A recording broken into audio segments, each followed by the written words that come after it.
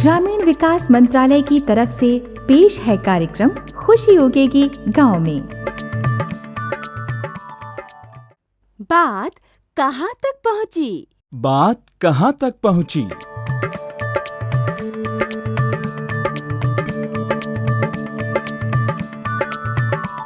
रोजगार, पक्के मकान, शुद्ध पानी, स्वच्छ जीवन, पक्की सड़कें, भूमि का सुधार। गांव वासियों के जीवन में आज अनेक विकास योजनाएं खुशहाली का रंग भर रही हैं। बहुत कुछ हुआ है साथियों, लेकिन अभी भी बहुत कुछ किया जाना बाकी है। गांव के अनेक वासी योजनाओं से लाभ उठा चुके हैं और अभी अनेक लाभ उठाने की आस में हैं। तो जो हासिल कर चुके हैं, आइए उनके प्रयत्न को पहचानें और जो पाने की आस में है, उनकी समस्याओं को जानें। जी हाँ, गांव के जीवन की इसी धूप छांव को आप तक पहुंचाता है ग्रामीण विकास मंत्रालय भारत सरकार का ये कार्यक्रम। आज के कार्यक्रम में आप सुनेंगे स्वर्ण जयंती ग्राम स्वरोजगार योजना की कामयाबी की एक सच्ची घटना। आपके खतों के जवाब देने के लिए आज कार्यक्रम में तशरीफ लाएंगे ग्रामीण विकास मंत्रालय में कार्यकारी निदेशक पद पर काम कर रहे श्री माणिक चंद अब्रोल। और अंत में हम गांव सांपला, जिला मुरादाबाद के कुछ भाइयों की ओर बढ़ाएंगे मदद भरा हाथ। तो लीजिए, पहले पेश है कदमों के निशान। साथियों, आपने मध्य प्रदेश के हरदा जिले का नाम तो सुना ही होगा। यहाँ से करीब 30 किलोमीटर की दूरी पर बसा है नजरपुरा गांव। इसी नजरपुरा में हमें स्वर्ण जयंती ग्राम स्वरोजगार योजना की एक बड़ी कामयाबी नजर आती है।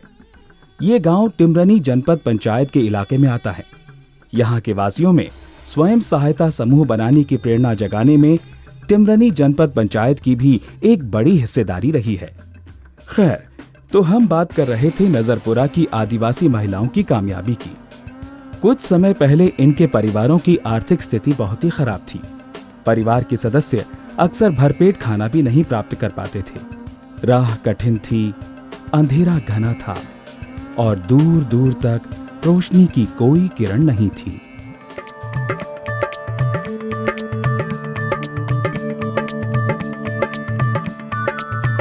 ले लो, घर का जरूरी सामान ले लो, सस्ता और टिकाऊ ले लो, ले लो ले लो, घर का जरूरी सामान ले लो, सस्ता और टिकाऊ ले लो, ले लो ले लो।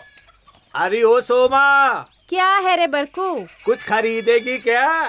देख, मैं नया नया सामान लेकर आया हूँ। अरे ये चकला बेलन, इसी से रोटी बढ़िया बनती है। और ये देख, प्लास्टिक का गिलास, और ये फूलदार झाड़ू। अरे बरकू, इस झाड़ू को मार अपने सर पर। अरे तू इसे खरीदे तो मैं एक बार छोड़ 2 बार अपने सर पे मार लूं। ना, मेरे को ना चाहिए ये। कमाल है, अपने इलाके में बना ये झाड़ू तो जिले की हर हाट में हाथों हाथ बिक जावे है, पर अपने गांव के लोग ही इसे खरीदना ना चाहे हैं।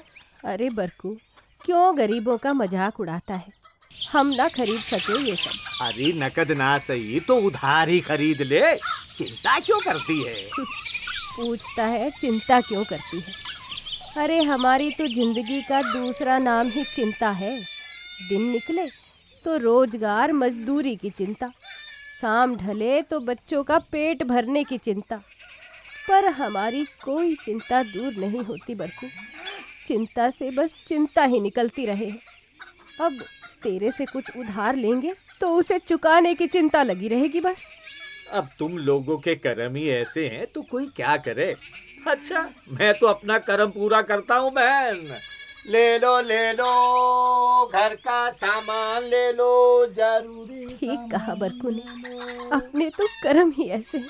अरे सोमा, कर्म ऐसे हैं तो क्या हुआ, कर्म बदले भी तो जा सके हैं ना। क्यों री सामली, कहीं से कोई जंतर मंतर सीख कर आई है क्या?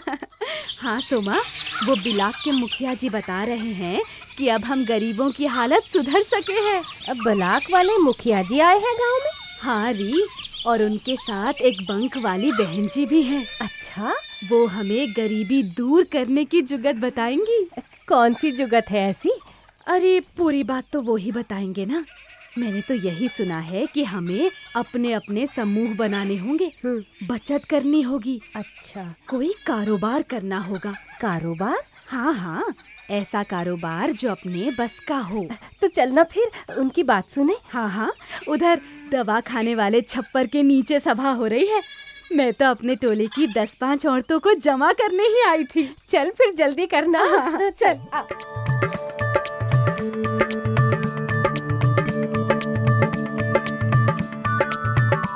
के जरिए नजरपुर की इन आदिवासी महिलाओं को पहली बार एहसास हुआ कि वो अपनी तकदीर अपने हाथों से बदल सकती हैं। स्वर्ण जयंती ग्राम स्वरोजगार योजना से लाभ उठाने के लिए उनका एक स्वयं सहायता समूह बनवाया गया। 10 आदिवासी महिलाओं के इस समूह ने साझी बचत करनी शुरू की और उस बचत को बैंक में खाता खोलकर जमा करवाना शुरू कर दिया। अपनी बचत के आधार पर इन्हें सरकार से अनुदान और बैंक से कर्जा मिला। तब इन्होंने अपना कारोबार शुरू करना चाहा। कारोबार तय करने की बात चली तो सोमा को फेरी वाले बरकों की बात याद आई।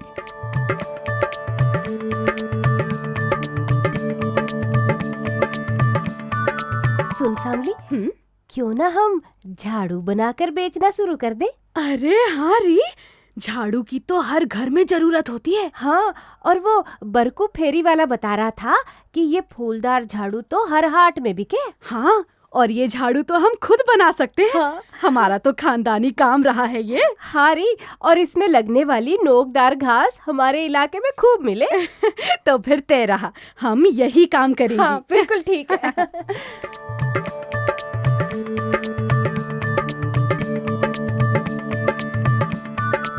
पहले दिन घास तोड़ना, दूसरे दिन उसे छांटना, तीसरे दिन जोड़ना, चौथे दिन बांधना और 5वें दिन बेचाना। समूह बनाकर काम करने से झाड़ू निर्माण और इसकी बिक्री का काम तुरंत पूरा हो जाता। स्वरोजगारी महिलाएं कुछ बचा भी लेती और कुछ बैंक में जमा करवा देती। नजरपुरा के इस महिला स्वयं सहायता समूह ने अगले 6 महीने तक ठीक ठाक तरीके से काम किया तो सरकार द्वारा इनके स्वयं सहायता समूह को दूसरे दर्जे का समूह घोषित कर दिया गया। इस दूसरी ग्रेडिंग के बाद इन्हें स्वर्ण जयंती ग्राम स्वरोजगार योजना के तहत सब्सिडी और कर्जा मिला, जिससे इन्होंने अपने रोजगार को बहुत अधिक बढ़ा लिया। बस उसके बाद तो इन मेहनती महिलाओं ने पीछे मुड़कर नहीं देखा। आज इनका हर सपना पूरा हो रहा है। आत्मनिर्भरता और आत्मविश्वास की चमक इस समूह की हर महिला के चेहरे पर देखने को मिलती है।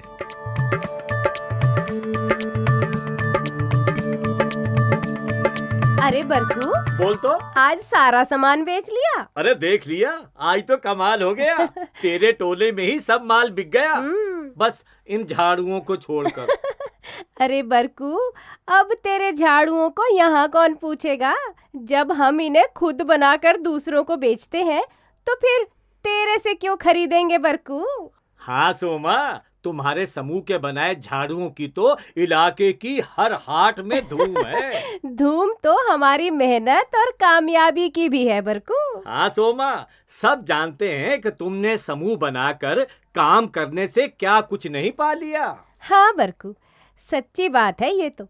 अब हमारे बालकों के पेट में रोटी और तन पर कपड़ा ही नहीं, बल्कि वो तो अब स्कूल भी जाने लगे। उन्हें पढ़ा लिखा कर बड़ा आदमी बनाने की तैयारी में है हम। और तुमने अपने घर पर भी तो जरूरत का सब सामान जोड़ लिया है। उस दिन तेरे घर वाले को मैंने हाट से लौटते हुए देखा था, दोनों झोले भर रखे थे उसने। भाई सच में तुमने तो कमाल ही कर दिया। हाँ बरकू, इसमें कुछ मेहनत तो अपनी है और बाकी स्वर्ण जयंती ग्राम स्वरोजगार योजना का प्रताप है। बिल्कुल।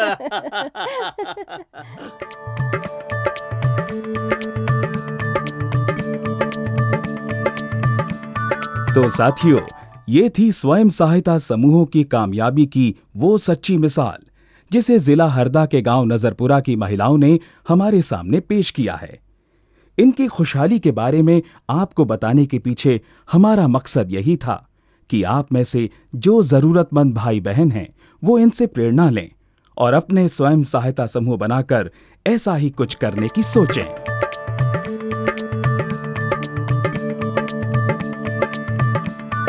कदमों के निशान। अभी आपने हमारे कार्यक्रम के इस भाग में जिला हरदा मध्य प्रदेश के गांव की सच्ची घटना सुनी। साथियों, अगर आपकी जानकारी में भी गांव विकास की कोई ऐसी मिसाल है तो उसे हमें लिखकर भेजिए। हम उसे अपने प्रोग्राम में शामिल करेंगे और आपको भेजेंगे नकद इनाम। तो अब पेश है आपने पूछा है। साथियों, आपने पूछा है कि आज की बैठक में आपका स्वागत है। आज आपके सवालों का जवाब देने के लिए तशरीफ लाए हैं ग्रामीण विकास मंत्रालय में कार्यकारी निदेशक श्री माणिकलाल अब्रोल। तो अब्रोल साहब, स्वागत है आपका। धन्यवाद। मैं अपने सभी ग्रामीण भाई बहनों को राम राम कहता हूँ।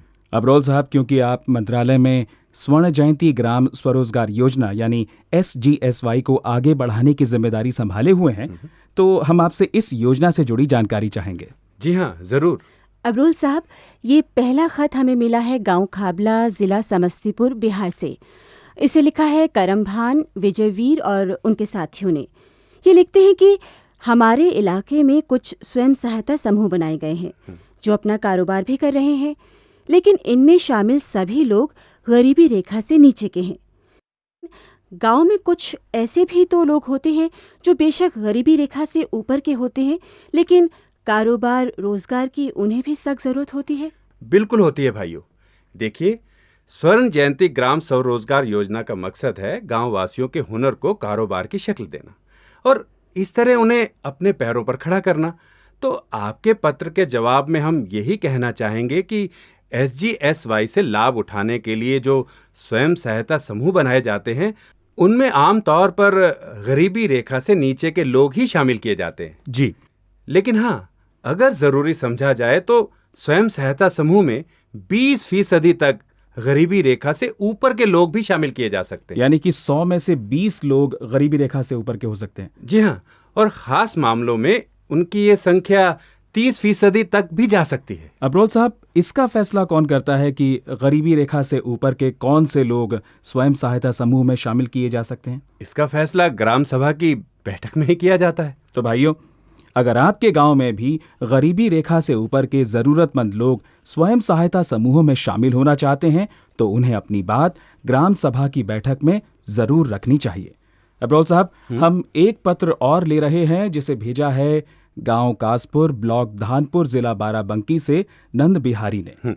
इन्होंने स्वर्ण जयंती ग्राम स्वरोजगार योजना के तहत सिंचाई के साधन लगाने में जो मदद मिलती है उसके बारे में जानना चाहा है। जी हाँ, इस योजना के तहत ऐसी मदद भी दी जाती है ताकि छोटे किसान फल सब्जी या बागवानी की पैदावार से रोजगार शुरू कर सकें। जी, SGSY के तहत सिंचाई के साधनों के लिए मदद निजी और सामूहिक दोनों तरीकों से प्राप्त की जा सकती है। यानी किसी अकेले को भी मदद मिल सकती है और अगर समूह में काम शुरू किया जाए तो उनको भी मदद मिलेगी। जी हाँ, बिल्कुल। ऐसी मदद प्राप्त करने के लिए समूह में कम से कम 5 सदस्य होने चाहिए। और उन्हें मदद मिलती कितनी है? ये मदद सब्सिडी के रूप में होती है। सिंचाई के साधन लगाने में जितना खर्चा आता है उसका 50% सब्सिडी के रूप में दिया जाता है और इस सब्सिडी की कोई हदबंदी भी नहीं होती। तो ऐसी मदद प्राप्त करने के लिए कहाँ संपर्क करना चाहिए? इसके लिए तो ब्लॉक पंचायत से ही संपर्क करना चाहिए। जी, तो अब्रोल साहब, आज आप हमारे कार्यक्रम में तशरीफ लाए और आपने SGSY के बारे में उपयोगी जानकारी दी, इसके लिए आपका धन्यवाद। धन्यवाद।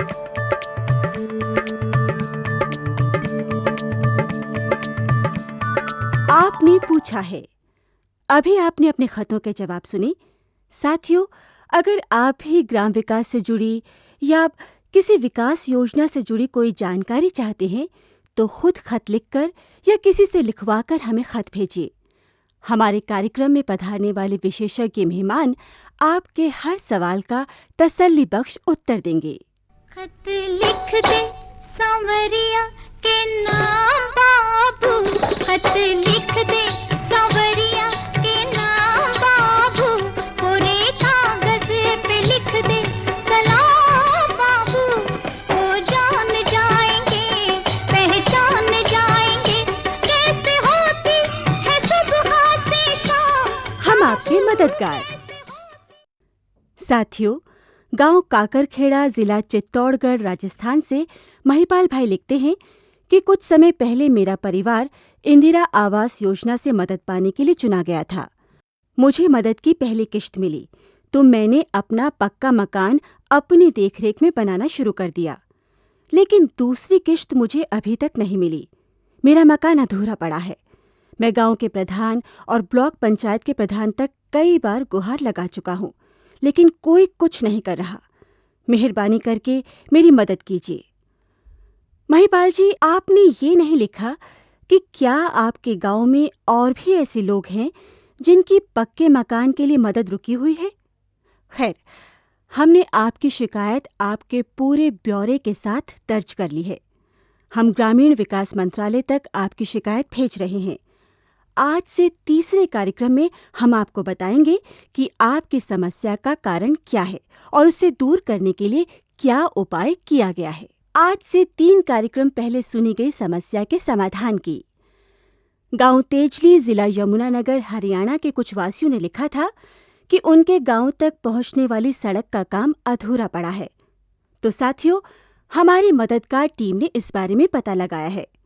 इस सड़क को बनाने वाले ठेकेदार का ठेका रद्द हो जाने की वजह से ये काम रुका हुआ था। अब नए ठेकेदार का चुनाव हो चुका है, तो बहुत जल्दी ही आपके गांव तक पक्की सड़क पहुंच जाएगी। यूं ही चला चल रही, यूं ही चला चल रही, कितनी हसीन है ये दुनिया। फूल सारे झमेले, देख फूलों के मेले, बड़ी रंगीन है ये दुनिया। तो साथियों, ये था ग्रामीण विकास मंत्रालय का कार्यक्रम बात कहाँ तक पहुँची। आप भी गांव विकास की कोई सच्ची घटना भेजकर या अपना कोई सवाल या सुझाव भेजकर इस कार्यक्रम में हिस्सा ले सकते हैं। अगर आपकी कोई समस्या है या किसी विकास योजना से लाभ प्राप्त करने में आपको दिक्कत आ रही है, तब भी हमें जरूर लिखिए। हमारी मददगार टीम आपकी समस्या सुलझाने का जरूर प्रयत्न करेगी। तो अब हमारा पता नोट कीजिए। बात कहाँ तक पहुँची? पोस्ट बॉक्स नंबर क-ख-ग, नई दिल्ली। अगले सप्ताह इसी कार्यक्रम में आपसे फिर भेंट होगी। तब तक के लिए नमस्कार।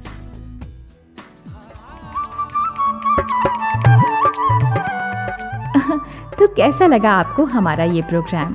इस योजना से संबंधित या ग्रामीण विकास से जुड़े किसी भी मुद्दे पर यदि आपके पास सवाल हो तो आप खत में लिख भेजिए। हमारा पता है खुशी उगेगी गांव में, पोस्ट बॉक्स नंबर 116, नई दिल्ली। या फिर हमें फ़ोन कीजिए। हमारा नंबर है 12345। हो सकता है आपकी आवाज़ हमारे अगले प्रोग्राम में सुनाई दे जाए। जी हाँ, हर प्रोग्राम में हम कुछ एक चुनिंदा सवालों को अपने सुझावों के साथ पेश करेंगे। तो देर किस बात की, फ़ोन कीजिए और हमें बताइए अपनी राय और पूछिए अपना सवाल। धन्यवाद।